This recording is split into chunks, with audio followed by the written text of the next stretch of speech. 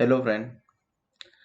Microsoft Excel के आज के वीडियो में हम बात करने वाले हैं आगे हमारे फॉर्मूले इन कंडीशन को हम आगे की तरफ इंक्रीज करते हैं और डेटाबेस को अपडेट करते हैं। पहले हमने यहाँ तक देखा था कि हमारा जो कोर्स है, कोर्स के अकॉर्डिंग हमारा फीस यहाँ पर शो हो रहा है, यानी कि इफ का फॉर्मूला को हमने कॉल किया था। इफ के फॉर्मूले के अंतर्गत हमने बोला था कि अगर पीजीडीसी हो तो पीजीडीसी यहाँ पे फीस हमें शो करे, या डीसीए हो तो डीसीए की फीस हमें यहाँ पे शो करे। आज इसी फॉर्मूले को अपडेट करते हुए हम आगे भी जो भी कोर्स हम संचालित करते हैं, जैसे कि सीपीसीटी, टेली या और भी अदर कोर्सेज जो भी हम चलाते हैं या संचालित करते हैं, उन कोर्स के बारे में भी हम यहाँ पे इस फॉर्मूले को और भी अपडेट करने वाले हैं। जैसे कि हम चाहते हैं, यहीं पर थोड़ा सा मैं सीट को अब जूम कर देता हूँ। यहीं पर कि यदि इफ के फॉर्मूले को हम कॉल करते हैं और आगे बोलते हैं, यदि यहाँ पर टेली हो, यानी कि जो भी और कोर्स हम रिलेट करते हैं वो सभी कोर्स हम यहाँ पे कंडीशन अप्लाई करते हैं उनका, और कंडीशन के अंतर्गत बोलते हैं कि यदि यहाँ टेली हो तो वापस इफ के फॉर्मूले को कॉल करेंगे। इफ और हमारा जो सेल एड्रेस है देते हुए इसे इक्वल किया और बोला, डबल कोडेड लगाया और लिखा यहाँ पे टेली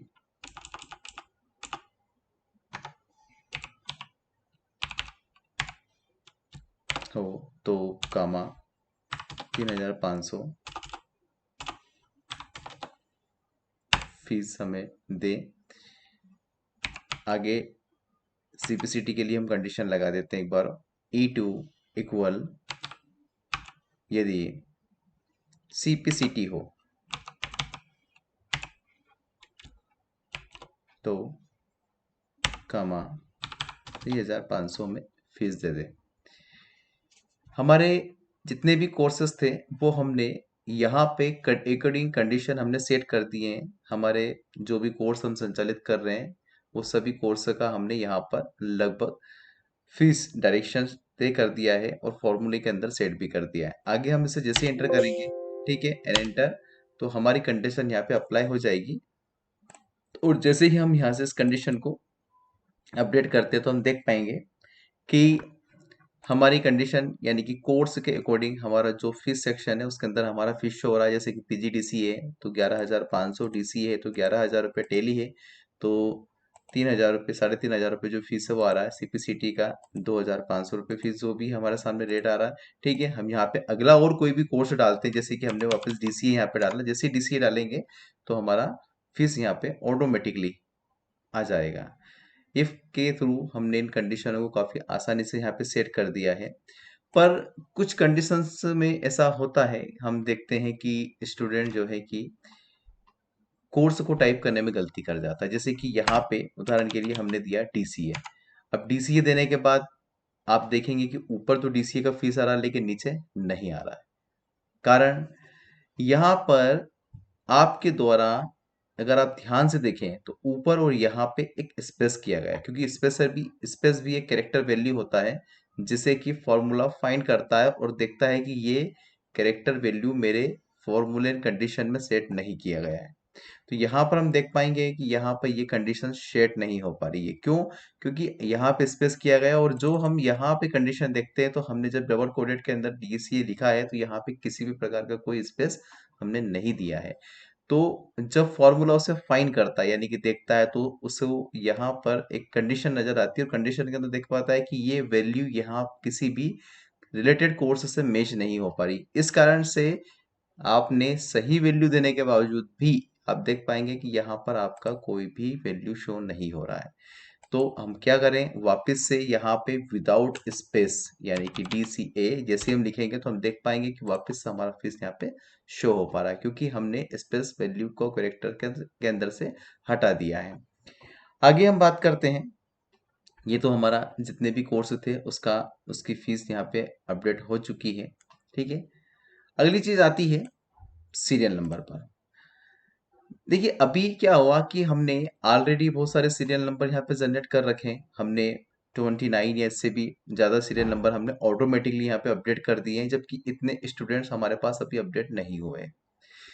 तो हम ये चाहते हैं कि अगर हमारे स्टूडेंट आए तो ही सीरियल नंबर आए, वरना सीरियल नंबर पहले अपडेट ना हो। तो उसके लिए हमें क्या करना होगा, अगर स्टूडेंट हो तो उनके लिए हमें क्या करना होगा, जैसे हम यहाँ से फिलहाल स्थिति के अंतर्गत स्टूडेंट के नेम को डिलीट करते हैं जो पहले से लिखे हुए हैं, और यहाँ पे एक कंडीशन देते हैं। अब कंडीशन के अंदर क्या दें, कंडीशन के अंदर हम देंगे इक्वल इफ, यानी कि वापस से हम इसके फॉर्मूले को कॉल करते हैं और उसके अंदर एक कंडीशन सेट करते हैं कि यदि यहाँ नेम हो तो ही यहाँ पर सीरियल नंबर आए, वरना सीरियल नंबर अपडेट ना हो। ठीक है, तो उसके लिए क्या कंडीशन लगाएंगे, देखिए इफ के फॉर्मूले को कॉल किया, आप यहाँ पर फंक्शनलिटी देख पा रहे हैं कि सबसे पहले यहाँ पे लॉजिकल टेस्ट इफ का फॉर्मूला हमसे मांग रहा है। आप किसी भी फॉर्मूले को कॉल करें तो थोड़ा यहाँ पर जरूर ध्यान से देखें कि यहाँ पर क्या टेक्स्ट वैल्यू आ रही है, क्या वैल्यू फॉर्मूला हमसे मांग रहा है। आप फॉर्मूले की कंडीशन को समझने की कोशिश करें, ठीक है, ना कि फॉर्मूले को रटने की कोशिश करें। आप जब कंडीशन समझेंगे तो फॉर्मूला ऑटोमेटिकली ही आपके समझ में आना चालू हो जाएगा। तो यहाँ पर भी हम बात कर रहे हैं कि यहाँ पर लॉजिकल टेस्ट क्या हो, तो लॉजिकल टेस्ट हमें देना है यहाँ पर C2। C2 C2 क्यों देना है, क्योंकि यहीं पर हमारे स्टूडेंट का नेम आएगा। हम चाहते हैं कि यहाँ पर अगर स्टूडेंट का नेम हो तो ही सीरियल नंबर आए, तो उसके लिए हमने इफ के फॉर्मूले को कॉल किया, लॉजिकल टेस्ट के अंदर C2 दिया और इक्वल लगा के बोला कि यदि ब्लैंक हो तो कामा मुझे ब्लैंक दे दे। क्या बोला, यदि ब्लैंक हो तो अभी आप देख पा रहे हैं थोड़ा सा सेल हमारा जो कॉलम है वो हमारा छोटा होने के कारण फॉर्मूला नीचे की तरफ आ गया है, कोई बात नहीं। आप देख पा रहे हैं यहाँ पर कि यहाँ पर हमने डबल कोटेड के अंदर ब्लैंक स्पेस छोड़ रखा है, यानी कि कुछ भी नहीं डाला। इसके पहले जब हमने यहाँ पर फॉर्मूले को कॉल किया था तो वहां हम देख पा रहे थे कि वहां हमने एक कंडीशन को डबल कोटेड के अंदर दिया था, जैसे कि हमारे कोर्सेज के नेम को हमने यहाँ पर डबल कोटेड के अंदर सेट किया। लेकिन यहाँ पर हमने कोई भी डबल कोटेड के अंदर कोई वैल्यू नहीं सेट की, क्योंकि हमने उनसे बोला है कि यदि यहाँ ब्लैंक हो यानी कि खाली हो तो मुझे ब्लैंक ही दे दे। जैसे आप एंटर करेंगे तो आप देख पाएंगे कि यहाँ पे ब्लैंक हो तो उन्होंने कोई वैल्यू आपको रिप्लाई नहीं किया। अभी आपने उदाहरण के लिए एक नेम यहाँ पे एंटर कर दिया, आपने लिखा राम। आप देख पा रहे हैं कि आपने बोला था ब्लैंक हो तो ब्लैंक आ जाए और ब्लैंक नहीं हो तो फॉल्स आए। लेकिन हमने ऐसी कंडीशन सेट नहीं की कि यदि ब्लैंक हो तो ब्लैंक आए, लेकिन ब्लैंक नहीं हो तो क्या आए। हमने फॉर्मूले के अंदर ये कंडीशन अभी तक नहीं दिया कि यदि ब्लैंक हो तो क्या आए। ठीक है, यदि आप कंडीशन देते हैं कि यदि ब्लैंक ना हो, ब्लैंक ना हो यानी कि किसी स्टूडेंट का नेम हो तो कामा यहाँ पर नंबर सीरियल नंबर आए, तो सीरियल नंबर उदाहरण के लिए आपने अपडेट कर दिया serial number 1 and then enter. तो आप जैसे एंटर करेंगे तो आपने यहाँ पे फॉर्मूला कंडीशन के अंदर दिया कि C2 इक्वल ब्लैंक हो तो कामा ब्लैंक आए, और यदि ब्लैंक नहीं हो तो आपने कंडीशन सेट किया है यानी कि फॉल्स वैल्यू आपने दिया है 1। तो फॉर्मूले ने यहाँ पे कंडीशन को डिटेक्ट करते हुए देखा कि यहाँ पर एक नेम है, तो उसने ऑटोमेटिकली यहाँ पे 1 नंबर आपको दे दिया। इसी फॉर्मूले को जैसे हम आगे की तरफ इंक्रीज करते हैं यानी कि बढ़ाते हैं, तो आप देख पाएंगे कि फॉर्मूला में कंडीशन सेट हो चुकी है और यहाँ पे कोई वैल्यू नहीं होने के कारण यहाँ के सीरियल नंबर सभी जा चुके हैं। जैसे ही आप कोई न्यू नेम यहाँ पे एंटर करेंगे, मान लीजिए आपने यहाँ पे एक न्यू नेम एंटर किया एंड देन ओके, एंटर करने के बाद आप देख पाएंगे कि यहाँ ऑटोमेटिकली सीरियल नंबर आ गया, क्योंकि यहाँ पर हमने एक नेम कैरेक्टर एंटर कर दिया है। लेकिन हम देख रहे हैं कि ऊपर भी 1 है एंड देन नीचे भी 1 है, तो हम चाहते हैं कि यहाँ पर दोनों सीरियल नंबर सेम कैसे। तो हमने फार्मूला एंड कंडीशन को अगर वापस से मैंने देखेंगे तो हम पाएंगे कि यहाँ पर हमने कंडीशन में दे रखा है कि यदि ब्लैंक ना हो तो 1 आए। तो क्या हम हर बार हमारे फार्मूला एंड कंडीशन को अपडेट करें, यानी कि यहाँ से जो फॉल्स वैल्यू है क्या उसे मिटाते हुए हम वापस यहाँ पे 2 लिखें, तो ये करना तो शायद उचित नहीं हो पाएगा। क्योंकि अगर फॉर्मूला हमसे कंडीशन मांगेगा, हम कंडीशन को देंगे, तो उससे अच्छा हम यहाँ पे टाइप भी कर सकते हैं। लेकिन हम चाहते हैं कि हमारा ऑटोमेटिकली ही सीरियल नंबर अपडेट हो, तो उसके लिए हमें यहाँ पर इस 1 कैरेक्टर को हटाते हुए यहाँ पे एक फॉर्मूले को कॉल करना होगा और उस फॉर्मूले का नेम है रो का फॉर्मूला। देखिए एक्सेल के अंदर रो और कॉलम दोनों के ही फॉर्मूले होते हैं और दोनों ही फॉर्मूले आपको आपके column number and row number को अपडेट करने में मदद करते हैं। जैसे कि हम पहले एक रो के फॉर्मूले को कॉल करते हैं इन्वायरमेंट नंबर वाले सेक्शन में, जैसे कि इक्वल रो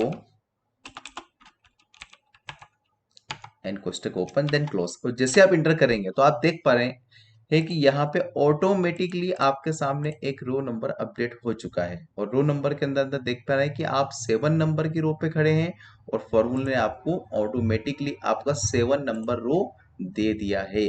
ठीक है, तो रो का फॉर्मूला क्या करता है, जिस रो पे भी हम खड़े हैं उसका रो नंबर ऑटोमेटिकली अपडेट कर देता है। इसी प्रकार से जब हम यहाँ कॉलम वाले फॉर्मूले को कॉल करेंगे इक्वल, और जैसे हमने कॉलम फॉर्मूले को कॉल किया and then bracket open and close, और जैसे हम एंटर कर पाएंगे तो हम देखेंगे कि हमें एक वैल्यू मिल चुकी है और वो वैल्यू कौन सी है, वैल्यू देन 4।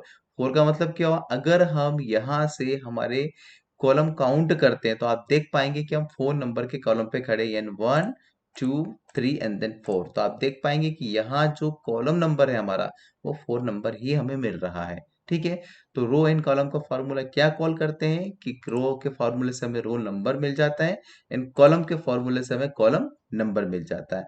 देखिए रो फॉर्मूले के अंतर्गत रो नंबर आपको एग्जैक्टली पता चल जाता है कि आप 7 नंबर पे तो 7 ही आपको मिलना है, लेकिन कॉलम के फॉर्मूले के अंदर ये कंफ्यूजन बहुत टाइम पे रहता है। जैसे हम सीट को थोड़ा सा इधर आगे बढ़ाते हैं, मान लीजिए अब यहाँ खड़े हैं तो शायद हमें ये पता लगाना थोड़ा डिफिकल्टी होगा कि हम कौन से कॉलम नंबर पे खड़े हैं, तो शायद कॉलम नंबर वाला फॉर्मूला हमें ज्यादा हेल्प करता है। ठीक है, एग्जिट वैल्यू को मेजर करने के लिए देख लीजिए आपको कॉलम नंबर ऑटोमेटिक 32 मिल गया, तो आप एग्जिट समझ चुके हैं कि मैं कॉलम नंबर 32 पे एंटर कर चुका हूं। ठीक है,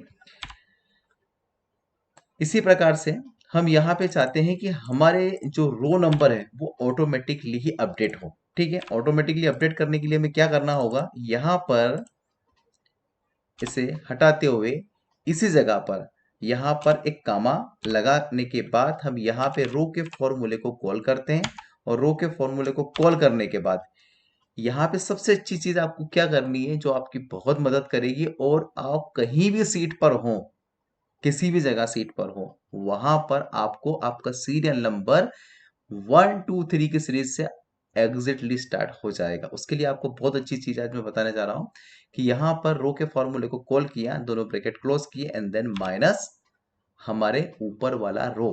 माइनस के बाद क्या लिखना है, जिस रो पे हम खड़े हैं उसके ऊपर वाले रो की संख्या को यहाँ पर हमें देना है, चाहे वो कुछ भी हो। चाहे आप अगर 15 पे खड़े हैं तो 14 आपको देना है, अगर आप 21 पे खड़े हैं तो 20 आपको देना है, यदि आप 18 पे खड़े हैं तो 17 आपको देना है। क्यों, क्योंकि वहां से ऊपर वाला रो उससे माइनस हो जाएगा और माइनस होने के बाद आप पाएंगे कि यहाँ पे आपने जैसे माइनस लिखा 1, क्योंकि 2 के ऊपर वाला रो कौन सा है, 1 नंबर, तो मैंने यहाँ 1 नंबर टाइप किया एंड देन एंटर। जैसे ही मैं एंटर करता हूं तो ऑटोमेटिकली मुझे 1 नंबर मिल जाएगा और मैं इसी फॉर्मूले को जैसे नीचे की तरफ इंक्रीज करता हूं तो अब हम देख पाएंगे कि जो रो का फार्मूला हमने सेट किया है उसके अंतर्गत जैसे ही हम एक न्यू नेम एंटर करते हैं तो ऑटोमेटिकली हमारा रो नंबर यहाँ पे अपडेट होके हमें आसानी से मिल जाएगा। जैसे कि हमने यहाँ पे टाइप किया रूपा एंड देन एंटर, तो आप देख पाएंगे जैसे आपने रूपा नेम यहाँ पे एंटर किया तो ऑटोमेटिकली यहाँ पर आपको आपका सीरियल नंबर अपडेट हो चुका है। और रो के फॉर्मूले का सबसे बड़ा खूबी, आप अगर मान लीजिए यहाँ पर ब्लैंक छोड़ते हुए आगे भी बढ़ते और यहाँ पर भी एक नेम एंटर आप करते हैं, जैसे मान लीजिए कि मैंने यहाँ पे एक नेम एंटर कर दिया, आप देख पाएंगे कि ऑटोमेटिकली रो के फॉर्मूले ने आपकी वैल्यू के अकॉर्डिंग आपको एग्जिट सीरियल नंबर दे दिया। यानी कि आप काउंटिंग पे अगर करेंगे तो ये 8th नंबर पे आएगा। यानी कि यहाँ पर इफ के साथ हमने रो को फॉर्मूले अटैच कर दिया जिससे कि हमें 2 वैल्यू मिली। यदि यहाँ पर ब्लैंक हो तो सीरियल नंबर नहीं आएगा और ब्लैंक नहीं हो तो एग्जिट, और ऑटोमेटिकली सीरियल नंबर हमारा यहाँ पर अपडेट हो रहा है। ठीक है, आगे की तरफ हम बढ़ते हैं आज, और आगे हम देखते हैं कि हम यहाँ पर हमारे इन्वॉल्वमेंट नंबर का सीरीज जनरेट करते हैं। हमारे एनरोलमेंट नंबर कैसे होंगे या उनके अंदर क्या होगा, किस टाइप से होगा। ठीक है, तो उदाहरण के लिए हम एक एनरोलमेंट नंबर सीरीज बनाते हैं जिसके अंतर्गत मैं एक डमी सीरीज आपको यहाँ दे रहा हूँ, फिर उसी सीरीज को हम फॉर्मूले के थ्रू अपडेट करेंगे। जैसे हमने लिखा P23JUN1, मैंने एक सीरीज यहाँ पे अपडेट किया है। अगर हम इस सीरीज को रेट करने की कोशिश करते हैं तो सीरीज के अंदर हमें क्या बातें निकल के आएंगी, देखिए। ये एनरोलमेंट नंबर हमें स्टूडेंट की टोटल डिटेल्स के बारे में हमें समझाता है। अगर हम टोटल डिटेल्स की बात करें तो हम कैसे समझ पाएंगे या इस एनरोलमेंट को कैसे रेट कर पाएंगे।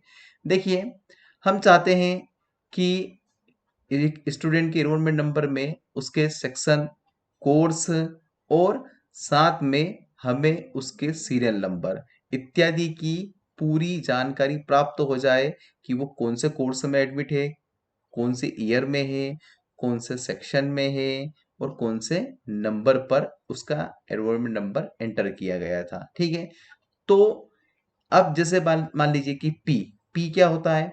पी का मतलब होता है PGDCA, क्योंकि यहाँ हम देख पा रहे हैं कि हमारे जितने भी कोर्स हैं, हमने हर एक कोर्स का फर्स्ट लेटर लिया है और हम यहाँ पे देख पा रहे हैं कि जितने भी हमारे कोर्स हैं वो कोई भी कोर्स आपस में रिलेट नहीं करता, यानी कि किसी भी कोर्स के स्टार्टिंग वाला जो फर्स्ट लेटर से है वो सेम नहीं है। यानी कि पी है तो डी है तो टी है तो ठीक है सी है, यानी कि कोई भी कोर्स आपस में रिलेट नहीं कर रहा है।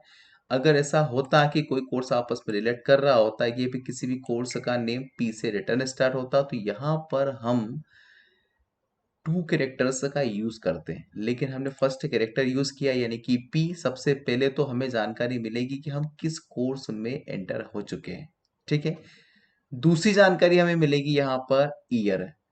देखिए, ईयर कि स्टूडेंट किस ईयर में एडमिशन में था, 22, 23 या 24, जिस भी ईयर में एडमिशन में था वो ईयर हमने यहाँ पे दिया। और साथ में JU यानी कि जुलाई सेक्शन, क्योंकि हम जानते हैं कि हमारे दो सेक्शन ओपन होते हैं, जुलाई एंड जनवरी। ठीक है, अगर हम यहाँ पर भी इस लेटर के अंदर फर्स्ट लेटर लेते हैं यानी कि जुलाई या फिर जनवरी लेते हैं तो दोनों ही आपस में रिलेट करते हैं, यानी कि दोनों के मंथ में पहले नंबर पे आता है, इसलिए हमने दोनों मंथ के दो लेटर्स को यहाँ पे ऐड किया ताकि JU हो तो हम समझ जाए जुलाई हो, अगर JA है तो हम समझ जाएंगे कि यहाँ पर जनवरी सेक्शन की बात हो रही है। और ये जो 1 लिखा हुआ है ये हमारा सीरियल नंबर रहेगा, जिससे हमें पता चल जाएगा कि किस नंबर के स्टूडेंट्स की बात हो रही है। तो इस टाइप के एनरोलमेंट नंबर सीरीज जनरेट करने के लिए हमें यहाँ पर क्या करना होगा, देखिए। सबसे पहले हम हमारे डेटाबेस को अपडेट करते हैं और यहाँ पर दो कॉलम हमें इंटर करने होंगे, क्योंकि यहाँ पर सब चीज़ें लगभग हैं, लेकिन ये नहीं है कि कौन से ईयर में इनका एडमिशन है और कौन से सेक्शन में हमने इनको एडमिट किया है। ठीक है, तो सबसे पहले हम यहाँ पे एक कॉलम इंसर्ट करते हैं, यानी कि 2 कॉलम इंसर्ट करते हैं। तो कॉलम इंसर्ट करने या कभी भी एक्सेल की सीट पे आपको रो या कॉलम कुछ भी इंसर्ट करना हो तो उसका सबसे अच्छा तरीका कि आप राइट क्लिक करें। राइट क्लिक करने के बाद में इंसर्ट पे आए। इंसर्ट पे आने के बाद आपको ऑप्शन नजर आएगा यहाँ पर रो एंटर एंड कॉलम। अभी आपको जरूरत कॉलम की है तो आप कॉलम पे क्लिक करें एंड ओके करें।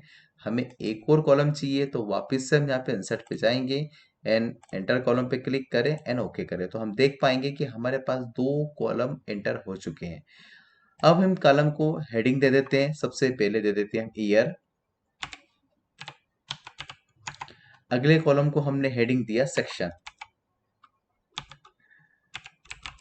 ठीक है, इस तरह से हमने हमारे डेटाबेस में ईयर एंड सेक्शन दो कॉलम एंटर कर लिए। ईयर की अगर हम बात करें तो 2023 जो भी ईयर हमारा चल रहा है हम उसे यहाँ से अपडेट करते हैं।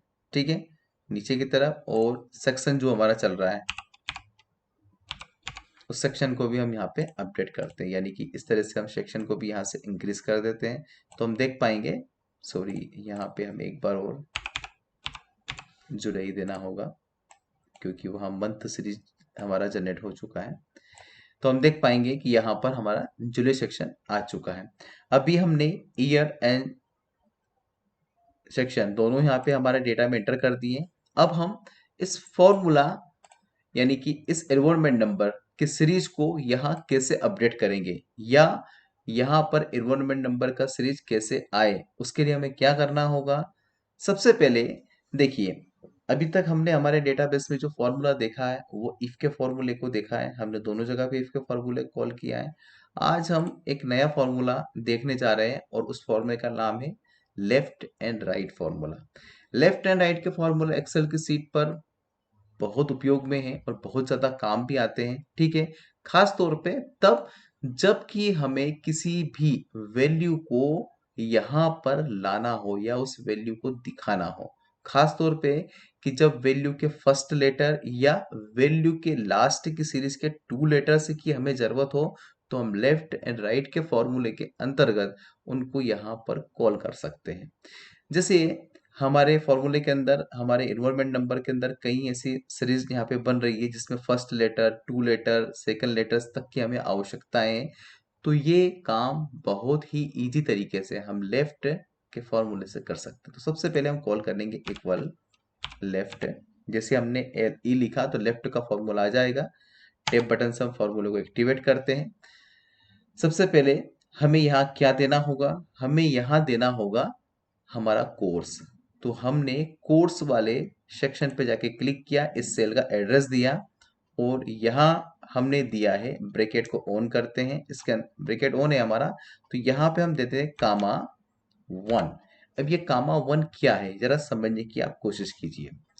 हमने लेफ्ट के फॉर्मूले को कॉल किया और लेफ्ट के फॉर्मूले के अंतर्गत हमने यहाँ पे देखा कि G2 यानी कि जो हमारा कोर्स सेक्शन है G2 में हम जाएं, यानी कि लेफ्ट के फॉर्मूले को आपने बोला G2 में जाना और उसके लेफ्ट तरफ की फर्स्ट वैल्यू। अब लेफ्ट तरफ की फर्स्ट वैल्यू से मतलब हमारा क्या है कि यहाँ पर इस साइड यानी कि लेफ्ट साइड से हम आगे बढ़ते हैं तो ये हमारा लेफ्ट साइड है। जैसे ही लेफ्ट साइड में आएंगे तो सबसे पहले फर्स्ट वैल्यू यानी कि P, जो हमारे कोर्स की फर्स्ट वैल्यू चाहे वो P हो, D हो, T हो या C हो, उस वैल्यू को उठाना है।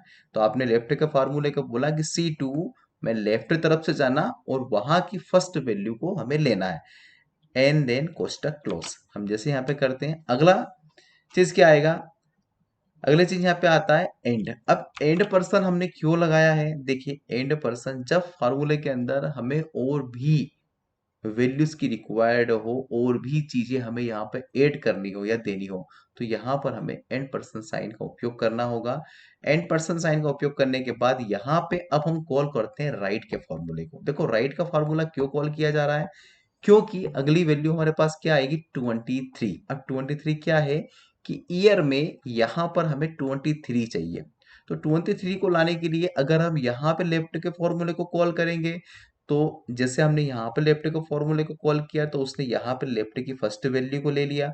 अगर हम यहाँ लेफ्ट के फॉर्मूले को कॉल करते हैं तो वो 2023 के फर्स्ट या सेकंड वैल्यू को उठा लेगा, जो कि एक जैसी है, क्योंकि 2023, 2022, 2021, 2020 हो सकता है। तो यहाँ पर एक कंफ्यूजन वाला मैटर हो सकता है। तो हमें जरूरत है पीछे के 2 डिजिट्स की जिनके अंदर ईयर वेरीफाई होता है। तो यहाँ पर हम कॉल करेंगे राइट, राइट के फॉर्मूले को। जैसे हमने राइट के फॉर्मूले को कॉल किया तो राइट के फॉर्मूले के अंतर्गत अब हम जाएंगे पीछे की तरफ से। अब हमें यहाँ की वैल्यू देनी यानी कि C2, पहले हमने G2 दिया था क्योंकि हमें कोर्स से लेना था, अब हमें लेना है ईयर। तो अब यहाँ पे वैल्यू देंगे C2 में जाना और कामा यहाँ पे पीछे से इसकी 2 वैल्यू यानी कि हमें जरूरत 23 का है, तो यहाँ पर हम 2 देंगे। तो आप देख पाएंगे कि पीछे से उसने 2 वैल्यूओं को उठा लिया। इस दिन कोष्टक को क्लोज करते हैं। अगली वैल्यू क्या पे आएगी, हमें जरूरत है सेक्शन की, तो वापिस हमें यहाँ पे एंड पर्सन लगाना होगा, क्योंकि हम देखेंगे एंड पर्सन के अंतर्गत हम अगली नेक्स्ट वैल्यू चाहते हैं वो है JU, यानी कि हमें जरूरत अब सेक्शन की है। तो सेक्शन की जरूरत के लिए अब हम कॉल करेंगे वापस से लेफ्ट के फॉर्मूले को, यहीं खड़े होंगे। लेफ्ट के फॉर्मूले को कॉल किया, अब हमने लेफ्ट का फॉर्मूला क्यों इंसर्ट किया, क्योंकि हमें जरूरत अब यहाँ पर सेक्शन की है और जो कि हमें जुलाई या जनवरी के फर्स्ट 2 लेटर से चाहिए। तो यानी कि इधर यानी कि लेफ्ट साइड से 2 लेटर्स की हमें जरूरत है, तो हम लेफ्ट के फॉर्मूले को कॉल करेंगे।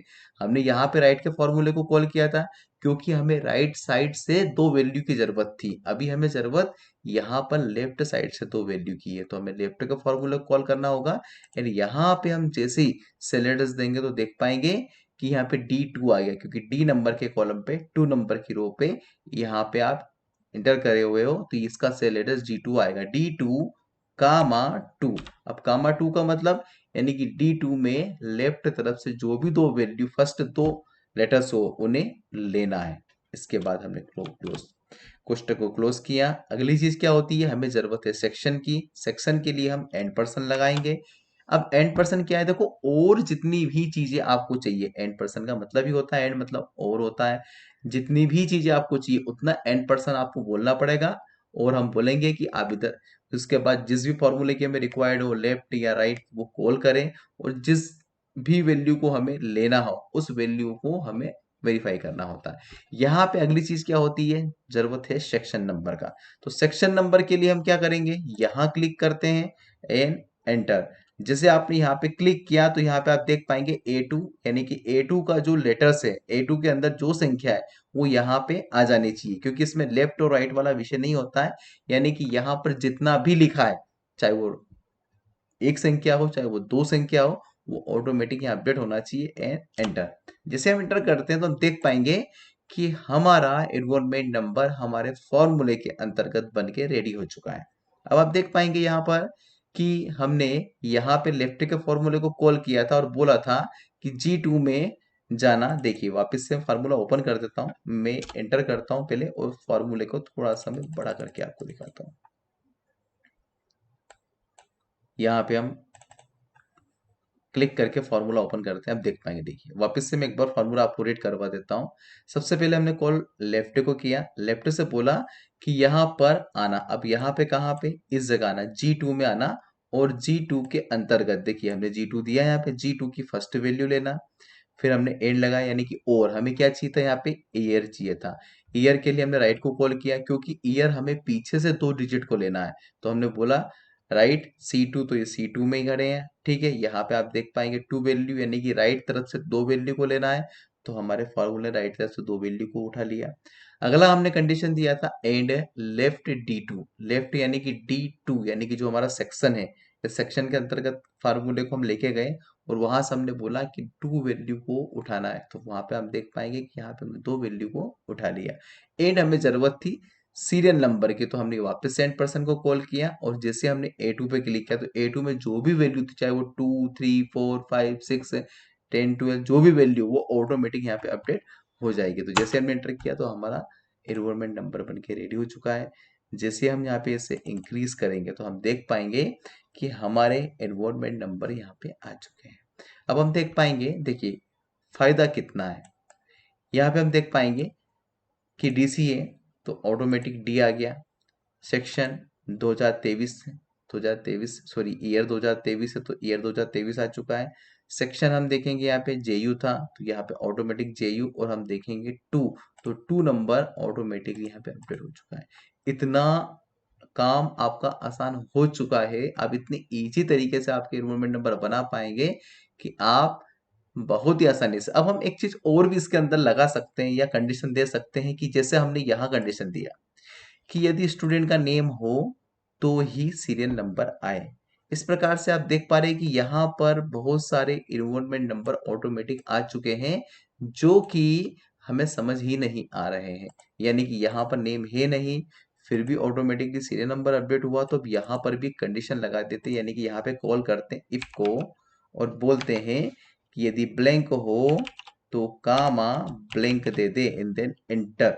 किसके, ब्लैंक को। देखो यहाँ पे कंडीशन नजर आ रही है, हमने यहाँ पे लॉजिकल टेक्स्ट वैल्यू नहीं दिया। हमने ये तो बोला कि ब्लैंक हो तो ब्लैंक आए, लेकिन कहाँ पर ब्लैंक हो, तो हम देंगे यहाँ पे स्टूडेंट नेम को, यानी कि इस जगह ब्लैंक हो तो इक्वल ब्लैंक ही आए एंड देन एंटर।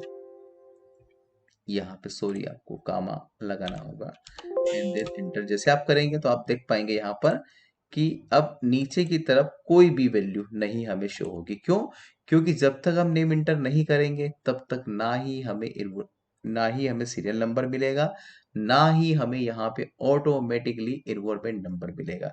तो जैसे आप यहाँ पे किसी का भी नेम एंटर करेंगे, यानी कि जो भी न्यू स्टूडेंट आपके पास आएगा, उस न्यू स्टूडेंट का सीरियल नंबर एंड आपका इन्वॉल्वमेंट नंबर दोनों ऑटोमेटिकली ही अपडेट हो जाएंगे। जैसे कि मैंने एक नया नाम यहाँ पे इंटर कर दिया, नाम दिया मैंने यहाँ पे रीमा एंटर इंटर, तो आप देख पाएंगे कि यहाँ पे ऑटोमेटिकली, यहाँ पर शायद फॉर्मूला इंक्रीज नहीं होगा, देखिए ये आ चुका है।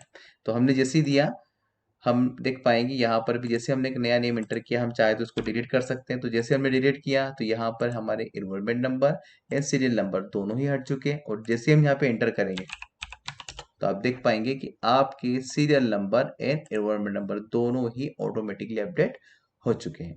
तो इस तरह से आज हमने देखा कि कैसे हम किसी इन्वॉल्वमेंट नंबर सीरीज को यहाँ पर अपडेट कर सकते हैं। ठीक है, आज हमने देखा कि लेफ्ट एंड राइट के फॉर्मूले सीट के ऊपर कैसे काम करते हैं, कैसे वर्क करते हैं। एंड देन स्टूडेंट, मैं आपको कहना चाहता हूँ कि ये फॉर्मूले बहुत ही उपयोगी हैं, क्योंकि इन्हें हमें कहीं जगहों पे, कहीं कंडीशंस में लगाना होगा, कहीं जगह इन्हें हमें कॉल करना होता है। तो इन्हें आप समझे। एक्सेल के अंदर मैं आपको वापस एक चीज बोल रहा हूँ कि किसी भी फॉर्मूले को कंडीशन के अकॉर्डिंग समझने की कोशिश करें। फार्मूले को रटने की कोशिश ना करें कि जैसा यहाँ पे लगा है, G3 लिखा है तो मैं G3 लिख दूं, C3 लिखा है तो C3 कर दूं, D3 हो तो D3 कर दूं। आप समझें और देखें कि G3 क्यों लिखा है, C3 क्यों लिखा है, D3 ही क्यों लिखा है, यानी कि उन सेल एड्रेस को आप लुकआउट करें। जरा समझे कि क्यों इनके अंदर किसी सेल एड्रेस को दिया गया है। तो आप पहले समझे कि सेल एड्रेस क्यों जरूरी होती है, तभी यहाँ पे सेल एड्रेस लिखें।